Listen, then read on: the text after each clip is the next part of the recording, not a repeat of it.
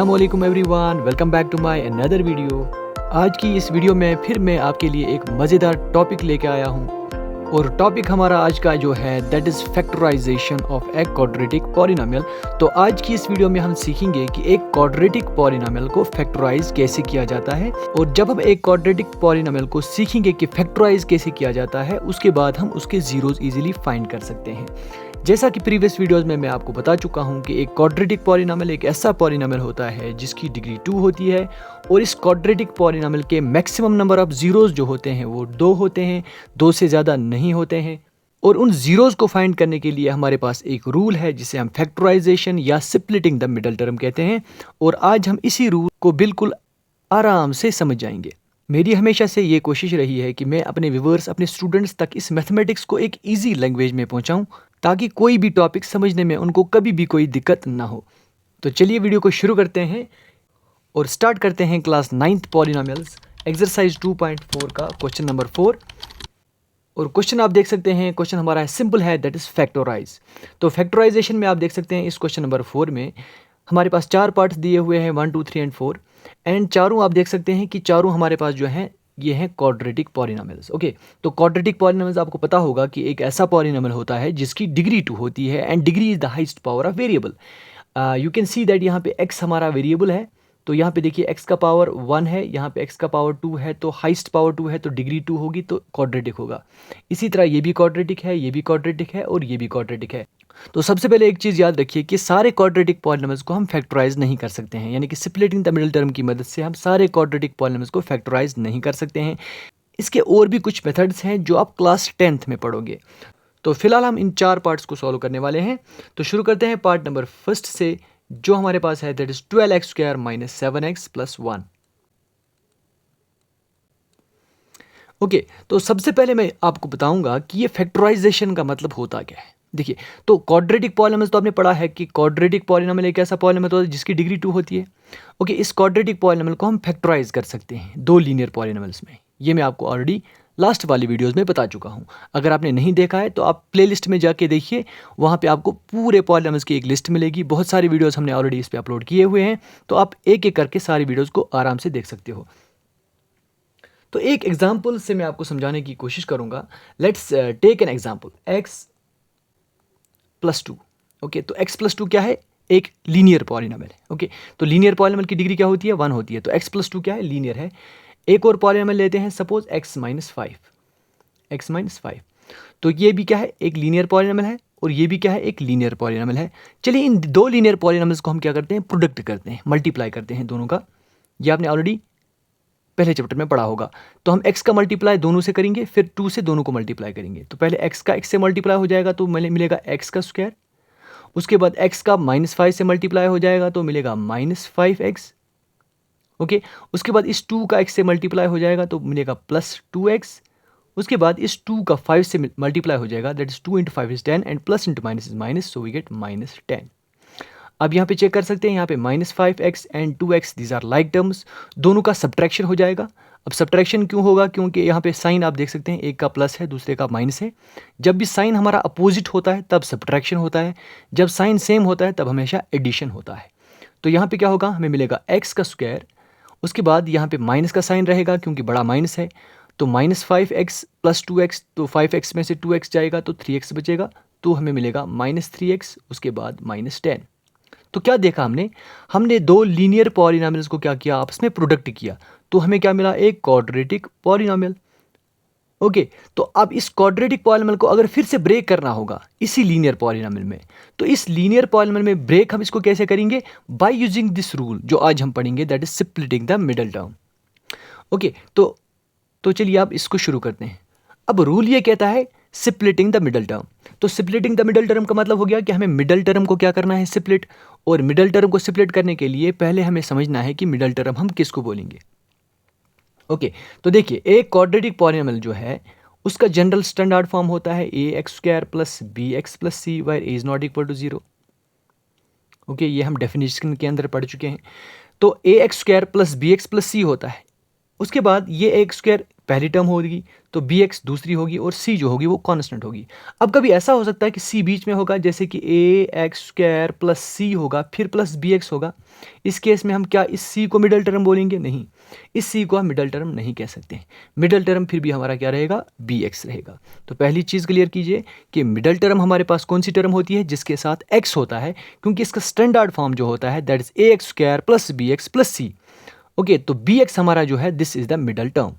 तो अगर आपके पास यहाँ पे 7x सपोज मान लीजिए कि लास्ट पे होगा, तो आपने इसको पहले लिख लेना है। तो पहला स्टेप आपका क्या होगा कि जो भी क्वाड्रेटिक पॉलिनॉमियल आपके पास दिया होगा उसको आप उसके स्टैंडर्ड फॉर्म में यानी कि जनरल फॉर्म में लिखेंगे।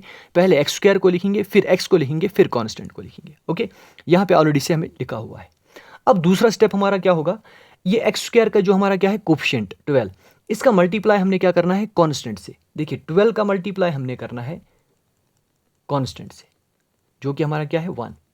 तो देखिए जब इस 12 और इस 1 का मल्टीप्लाई करेंगे तो हमें क्या मिलेगा? 12। तो आपने साइड में लिख देना है 12। ओके, समझ में आया? तो आपने क्या करना है? एक्स स्क्वायर का जो कोफिशिएंट होगा उससे मल्टीप्लाई करना है आपने कांस्टेंट से, जो भी आपका कांस्टेंट होगा। तो जो नंबर मिलेगा उसको आपने साइड में लिख देना है। अब इस 12 को हमने ब्रेक करना है। अब 12 को हम कैसे ब्रेक कर सकते हैं? देखिए 12 को मैं ब्रेक कर सकता हूँ 2 and 6, 2 6 are 12। 12 को मैं ब्रेक कर सकता हूँ से 3 into 4 is 12, और 12 को मैं ब्रेक कर सकता हूँ 1 into 12 और 12 into 1। तो ये तीन पेयर्स हमारे पास हैं जिनका प्रोडक्ट हमें 12 मिलेगा। इन तीन पेयर्स के बगैर कोई भी और पेयर नहीं होगा। 2 and 6, या हम 6 and 2 लिख सकते हैं, एक ही बात है। 3 and 4, 4 and 3, 1 and 12 and 12 and 1। तो ये 2 जो होगा ना, ये इस 12 का फैक्टर होगा, 6 भी 12 का फैक्टर होगा, क्योंकि इसका प्रोडक्ट करके हमें 12 मिलता है। अब हमने इन तीन पेयर्स में से वो वाला पेयर सेलेक्ट करना है जिसका एडिशन करके या सब्ट्रैक्शन करके हमें ये -7x मिलेगा, यानी कि मिडिल टर्म के बराबर आएगा। अब अगर हम देखेंगे इस 2 और 6 को अगर हम ऐड करेंगे तो 8 मिलेगा, यहाँ 8 नहीं है। सब्ट्रैक्ट करेंगे तो 4 मिलेगा। तो इस 2 और 6 से हमारा काम नहीं बनेगा। अब दूसरे पेयर को देखते हैं। चलिए पहले इस वाले को देखते हैं। 1 और 12 से भी हमारा काम नहीं होगा, क्योंकि एडिशन करके 13 आएगा और सब्ट्रैक्शन करके 11 मिलेगा। तो 1 12 भी हमें नहीं चाहिए। तो हम इस वाले पेयर को सिलेक्ट करते हैं। देखिए 3 और 4 का सब्ट्रैक्शन करेंगे तो 1 मिलेगा, बट अगर हम दोनों का एडिशन करते हैं तो हमें मिलेगा 7। 4 and 3, 4 + 3 = 7। ओके, तो क्या क्या करना है हमने? 12 का मल्टीप्लाई 1 से किया, 12 आया। 12 को ऐसे ब्रेक करना है कि दो नंबर्स में जिनका सम करके या सब्ट्रैक्शन करके इस मिडल टर्म के बराबर आ जाए। तो उसके बाद क्या करना है हमने? Splitting the middle term. मतलब मिडल टर्म को हमने क्या करना है? स्प्लिट। इसके दो पार्ट्स हमने करने हैं। तो हमने कर दिए 7x के दो पार्ट्स, 3x and 4x। तो देखिए क्या करना है। पहली टर्म जो होगी ना 12x², वो बिल्कुल ऐसे ही रहेगी एज इट इज 12x²। इसी तरह ये लास्ट वाली टर्म जो है ना +1, ये भी बिल्कुल ऐसी ही रहेगी +1 एज इट इज। अब ये मिडल टर्म को स्प्लिट किया हमने। इस -7x की जगह अब हमने क्या लिखना है? इसके साथ हमने लिखना है x और इसके साथ भी लिखना है x। अब मसला यह है कि अगर हम दोनों को ऐड करेंगे तो 7 मिलेगा, बट हमें चाहिए -7। अब साइन का भी हमें ख्याल रखना है। अगर मैं यहाँ पे दोनों के साथ माइनस का साइन लगाऊं तो हमें -7 मिलेगा। देखिए अगर एक के साथ में प्लस लगाऊंगा, दूसरे के साथ माइनस, तो इन दोनों का सब्ट्रैक्शन हो जाएगा। लेकिन मुझे इन दोनों का एडिशन करना है। एडिशन दोनों का कैसे होगा? या तो प्लस प्लस रखना है या तो माइनस माइनस रखना है। लेकिन प्लस प्लस रखूंगा तो यहाँ पे भी प्लस होना चाहिए, माइनस माइनस रखूंगा तो यहाँ पे भी माइनस आ जाएगा। तो मैं क्या करूँगा? -3x एंड -4x लिख देता हूँ। तो मैं यहाँ पे लिखता हूँ -3x -4x। तो ये जब आपने काम किया तो आप समझ लीजिए कि आपका 90% क्वेश्चन कंप्लीट हो गया। तो ये मेन स्टेप है आपका कि हमने इस मिडल टर्म को कैसे स्प्लिट करना है। ओके, आप यहाँ पे चेक कर सकते हैं। 12x² का 12x² आएगा, 3 और 4 यहाँ पे देखिए ऐड हो जाएगा तो 7x मिलेगा, -7x, उसके बाद +1, जिस तरह आपने यहाँ पे इस वाले क्वेश्चन को किया था। यहाँ पे हम इसका अभी रिवर्स प्रोसेस कर रहे हैं, ठीक है। अब उसके बाद तीसरा काम अब क्या क्या है? तीसरा स्टेप वो ये है कि आपने पहली दो टर्म्स में देखना है कि कॉमन क्या मिलेगा, फिर इन दो टर्म्स में आपने देखना है कॉमन क्या मिलेगा। ओके, तो देख लीजिए यहाँ पे हम चेक करेंगे पहले यहाँ से हमें कॉमन क्या मिलेगा। ना यहाँ पे देख लीजिए आप, x का स्क्वायर है और यहाँ पे x है, तो हम इसमें से एक x को कॉमन निकाल सकते हैं। उसके बाद आप यहाँ चेक कर सकते हैं, यहाँ पे 3 है और यहाँ पे 12 है। ये 12 जो है ना, 12 को मैं लिख सकता हूँ ना, इट इज़ 3 × 4। तो मैं 12 में से किसको? 3 को कॉमन निकाल सकता हूँ। तो मैं क्या करूँगा? 3x को निकालूंगा कॉमन। तो यहाँ से देखिए 3 जब कॉमन निकलेगा यहाँ से तो 4 बचेगा, 3 4 = 12। ऐसा नहीं है कि 3 को कॉमन निकालोगे तो 9 बचेगा, नहीं, प्रोडक्ट करके 3 into 4 is 12, 12 can be written as 3 into 4, तो 3 जब बाहर चला जाएगा तो बचेगा 4। अब यहाँ पे क्या है, x का स्क्वायर, एक x बाहर आया तो एक x रहेगा। आप मल्टीप्लाई करके चेक कर सकते हैं, 3 into 4 is 12, x into x is x square. Then उसके बाद ये वाला माइनस लगाया आपने, ये वाला माइनस लगाया, उसके बाद देखिए 3 बाहर आ चुका है, x भी बाहर आ चुका है, यहाँ पे कुछ नहीं बचेगा तो आपने 1 लिख देना है। अब चेक कर सकते हैं, 3x का -1 से मल्टीप्लाई कीजिए, आपको -3x मिलेगा। अब बची ये वाली दो टर्म्स, देखिए 1 से तो कॉमन कुछ भी नहीं जाएगा, 1 ही निकालना पड़ेगा, तो 4x और 1 इन दोनों में से हम सिर्फ 1 को कॉमन निकालेंगे। लेकिन जब मैं यहाँ से 1 को कॉमन निकालूंगा तो मेरे पास यहाँ पे क्या बचेगा, -4x बचेगा। तो मुझे क्या करना है, जो यहाँ पे मेरे पास ब्रैकेट में ये चीज़ आएगी ना 4x - 1, वही सेम यहाँ पे भी मिलनी चाहिए। तो मैं क्या करूँगा, माइनस को कॉमन निकालूंगा ताकि यहाँ पे 4x मेरा पॉजिटिव हो जाए। तो मैं -1 को कॉमन निकालूंगा यहाँ से, देखिए माइनस चला गया बाहर तो यहाँ पे रहा 4x। Okay, so this is 4x। उसके बाद अब यहाँ पे +1 है, ये जो प्लस का साइन है ना, इसको मैं लिख सकता हूँ ना माइनस इंटू माइनस, तो एक माइनस बाहर चला जाएगा तो एक माइनस रहेगा, उसके बाद यहाँ पे 1। अब फिर से यहाँ चेक कर सकते हैं, -1 का मल्टीप्लाई 4x से करेंगे तो -4x आएगा, और -1 का मल्टीप्लाई -1 से करेंगे तो +1 आएगा। तो यहाँ पे भी आपको यही चीज़ मिलनी चाहिए जो आपको यहाँ मिलेगी, ताकि फिर हम इसको कॉमन निकाल पाएँ। अब हमने क्या करना है, फिर से 4x - 1, 4x - 1 को कॉमन निकालना है, या शॉर्ट में आप ऐसा कर सकते हैं, 4x - 1 यहाँ आ गया, 4x - 1 आ गया, तो आप यहाँ पे लिखेंगे दिस इज 4x - 1। उसके बाद दूसरा जो आपके पास फैक्टर होगा वो होगा ये 3x और ये -1, तो आप दूसरा फैक्टर लिखेंगे 3x - 1।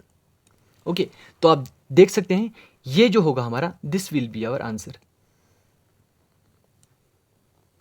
ओके, तो ये हमारे पास क्या है, these are the 2 linear factors of this quadratic polynomial. तो हमने इस क्वाड्रेटिक पॉलिनोमियल को क्या किया, 2 लीनियर फैक्टर्स में क्या किया, डिवाइड किया।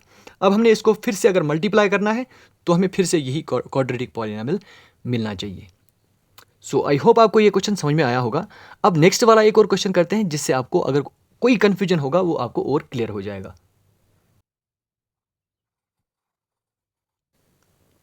Now let's solve part number 2, which is 2x square plus 7x plus 3। तो हम देख सकते हैं यहाँ पे ऑलरेडी ये स्टैंडर्ड फॉर्म में है, पहले एक्स स्क्वायर को रखा गया है, फिर एक्स है, फिर हमारा कांस्टेंट है। तो हम सिंपली क्या करेंगे, इस 2 का मल्टीप्लाई यानी कि एक्स स्क्वायर के कोफिशिएंट को हम मल्टीप्लाई करेंगे कांस्टेंट टर्म से, तो हमें मिलेगा 2 × 3 दैट 6। तो 6 को मैं यहाँ पे लिख लेता हूँ। ओके, अब मैं देखता हूँ 6 के कौन से पेयर्स बनेंगे जिनका प्रोडक्ट 6 के बराबर आएगा। ओके, तो हम देख सकते हैं 1 × 6 6 आता है, उसके बाद 2 × 3 हमारा जो है वो 6 आएगा। ओके, 3 × 2 भी आएगा लेकिन उसको लिखने की ज़रूरत नहीं है, 6 × 1 भी आएगा, उसको भी लिखने की ज़रूरत नहीं है। तो 2 पेयर्स हमारे पास बनते हैं जिनका प्रोडक्ट 6 के बराबर आता है।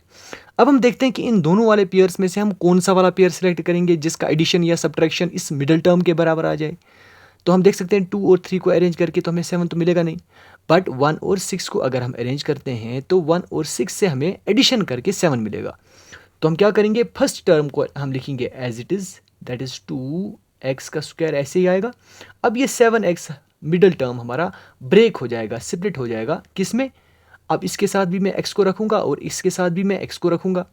अब हमें चाहिए +7x, तो दोनों को एडिशन करना है।